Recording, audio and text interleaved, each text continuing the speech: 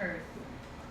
As a Unitarian Universalist congregation, we aspire to follow 7 principles, including respect for the interdependent web of all existence of which we are a part. If you believe that every member of Earth's Ohana is part of this web and has the right to be cared for and loved, then this is the place for you. And while you're here, you're invited to be engaged with your whole spirit. There are a variety of announcements and activities included in your bulletin, or if you're an email subscriber, in the e-blast that you received. And I just want to bring your attention briefly to 3 opportunities that include the chance to nourish your body, mind, and soul. For our story this morning, I invite any keiki out there who are not already forward on the rug here, whether you're a keiki at heart or a keiki in chronological order, you're invited to come forward and hear a story about being friends with the earth. So first I have a question. What does it mean to be a friend? Yeah. Like someone you love and play with. So you love your friend and you play with them? That's a good answer. Do you have something else to add? When friends are usually there when you're sad or lonely. Good. Yeah, friends are usually with you when you're sad or lonely. One more? Okay, one more. Someone who's kind to you. Someone who's kind to you. So those are great answers to be a friend. We have a story today about being friends with the earth, and the story is called The Earth and I by Frank Ash. And it starts, I just have some pictures for you to follow along. The earth and I are friends. Sometimes we go for long walks together. I tell her what's on my mind. She listens to every word. Then I listen to her.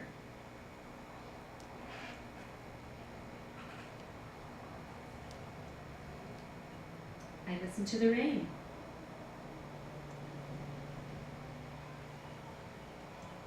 She sends me a rainbow. The earth and I are friends. Sometimes we play together in my backyard. I help her to grow. She helps me to grow. I sing for her. She sings for me. I dance for her. She dances for me. When she's unhappy, I'm unhappy. So I take care of her.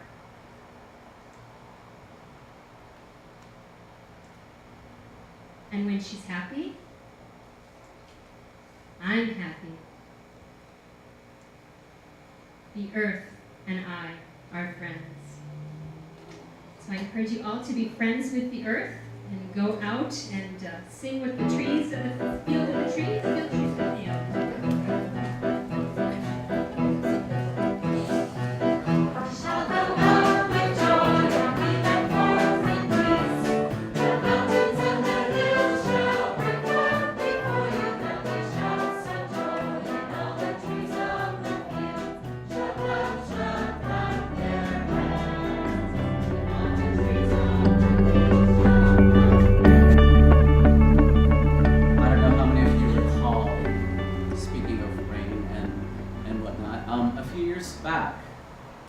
December 26, 2004, as a matter of fact, there was a 9.0 earthquake that hit off the coast of Indonesia. And this earthquake had produced a massive tsunami and devastated a huge part of Southeast Asia.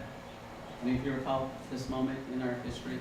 And as you may recall as well, thousands upon thousands of people died during this devastating catastrophic event on our planet.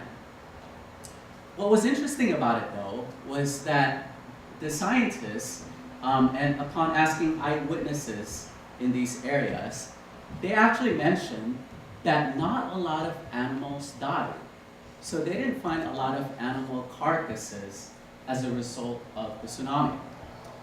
And in fact, here's what the National Geographic said, that people reported that elephants screamed and ran for higher ground, that dogs refused to go indoors, or outdoors, I should say, and flamingos abandoned their low-lying breeding areas, and zoo animals as well rushed into their shelters and could not be enticed to come out.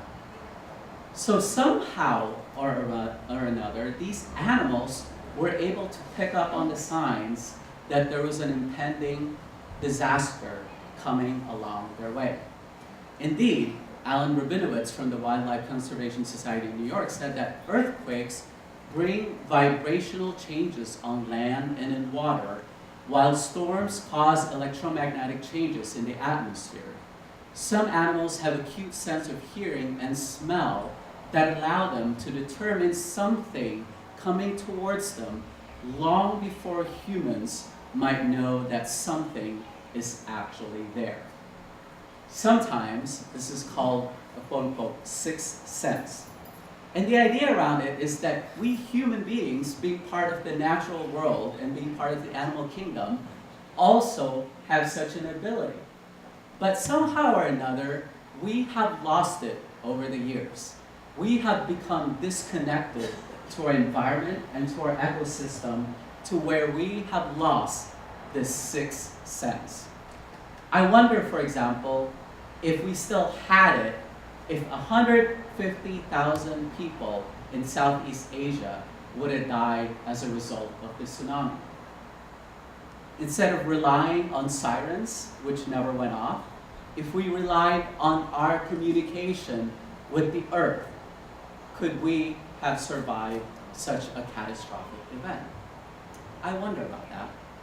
And I wonder too, if we didn't pick up on that message, what other messages is the planet trying to tell us about whether or not we're sustainable in terms of our habits and our lifestyle, and whether or not we're sustainable as a species, even in terms of how we relate to one another? I wonder. And you know what? G mentioned that we here in this church, as Unitarian Universalists, have 7 principles that we abide by. And most of us by now, I bet, know about the 7th principle of respecting the interdependent web of life, of which we are part. Yeah? How many of you know that we also have 6 sources that we draw from? And that our wisdom and our spiritual growth and nourishment comes from these 6 sources? I see a lot of shaking of heads. We're in trouble. But fear not. I took the liberty of actually typing up the 6th source and putting it up on the screen for you. So the 6th source tells us that we draw from spiritual teachings of earth-centered traditions which celebrate the sacred circle of life and instruct us to live in harmony with the rhythms of nature. Don't you just love that? That we draw from the rhythms of nature. That somehow nature has something to instruct us about how we live our lives. And indeed, I must say a shout out to the neo-pagans who made this 6th source possible, because they were the ones that said, hey, look, you know, I know most of us in Unitarian Universalism are very, is that left brain when you're very scientific and rational and all that? But there's another side to this equation, that there's also a part of us that needs to look at our surroundings and find out what Spirit has to say from that angle and from that level.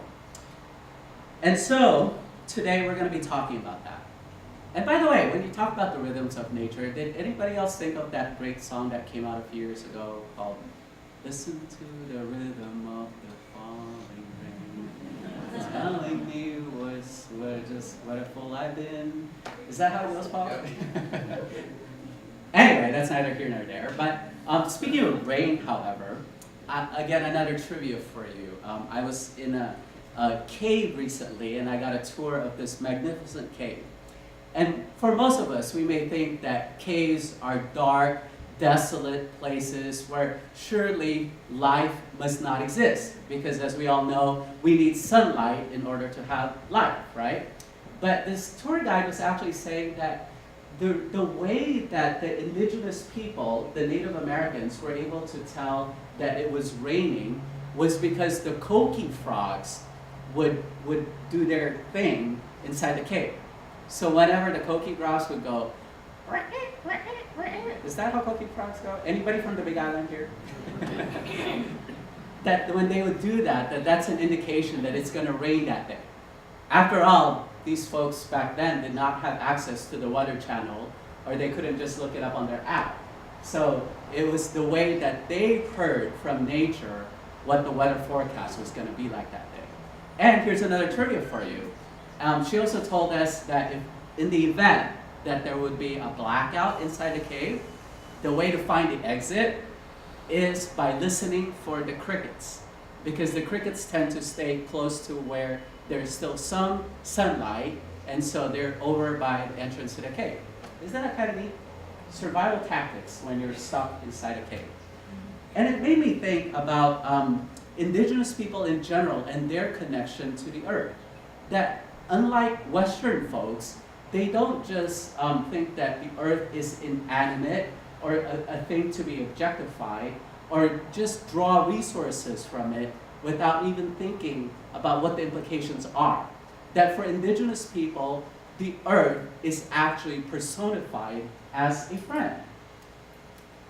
So in Hawaiian tradition, for example, we think of ka'aina, the land, not as something that we could just step on, but an entity, a living, breathing organism that all of us need to respect in order for us to even have life ourselves. And even in the Western tradition, ever heard of Gaia? Anyone ever heard of Gaia? In Greek mythology, she was the goddess that represented the earth, right? And so, how can we have a similar perspective of respecting this entity, this figure, this living, breathing organism called the earth? So I was going back to the reading from the Ute Indians that Jean shared with us about earth teaching us. Remember what the first line of that reading says? Earth teach us stillness. Earth teach us stillness. And as many of you know, I'm one of those really high-strung type A personalities, and stillness for me is a waste of time. Oftentimes, because I'm always on the go. I just have way too many things on my plate, way too many things to do in order, and you know, who has time for stillness these days? But yet, a few years ago, me and my partner and a few of our closest friends took a trip. We went on a houseboat.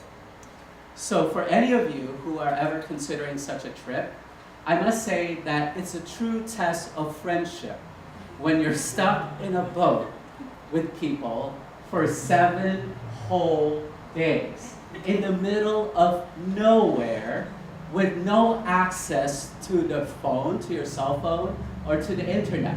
So you are forced to talk to each other and to figure out what the logistics are of the trip, such as who's going to be driving the boat, and who's going to be cooking, and who's going to be cleaning up, and who's going to be doing all the chores that need to be done throughout the week. And needless to say, by the 3rd day, the temperature began to rise.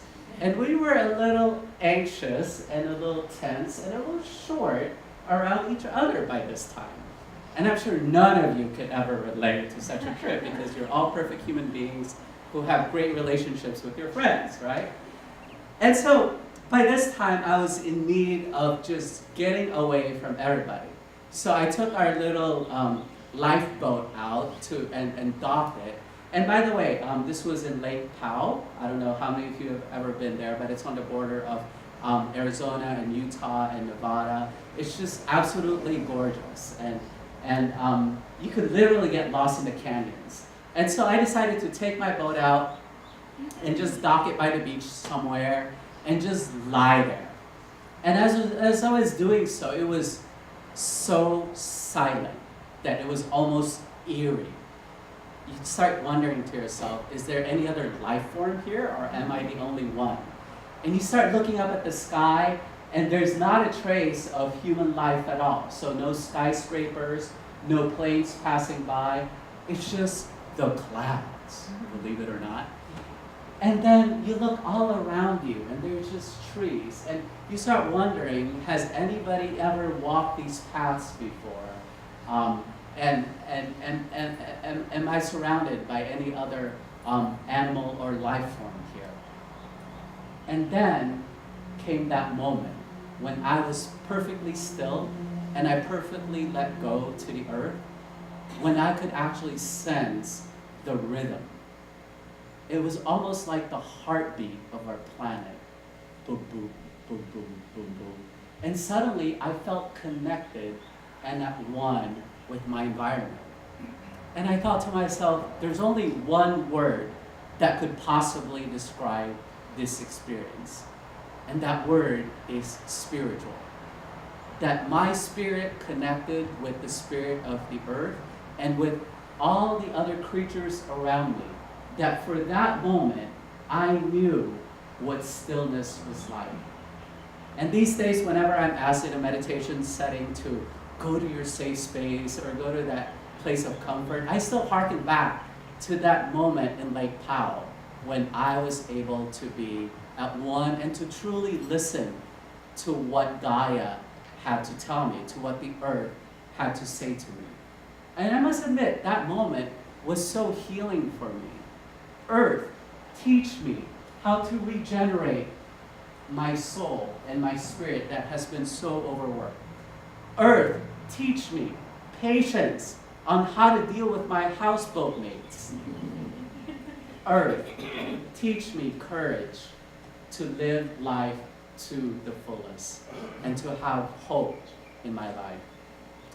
I wonder if what would happen if we really opened ourselves up and were humble enough to let Gaia, to let Earth teach us, other than us thinking that we have a thing or two to teach the earth that we live in. What would that tell us about balance and harmony, for example? Because clearly, we don't have balance with our planet, do we? But do we even have balance in terms of the way that we relate with one another? And if so, would we have this stupid thing called the shutdown, the government shutdown, or this whole debacle with raising the debt ceiling? If we could even figure out how to live in harmony with each other, in harmony with the earth, what do you think that would do in terms of right relationship? And what would happen, you think, if we were to go into a couples counseling session with the earth, with Gaia? What would Gaia say to us? Honey, I need to spend more time with you. Or please, how many times do I have to tell you, take out the trash? What other things would Gaia tell us that we ought to be receptive to and open to in order for that relationship to work?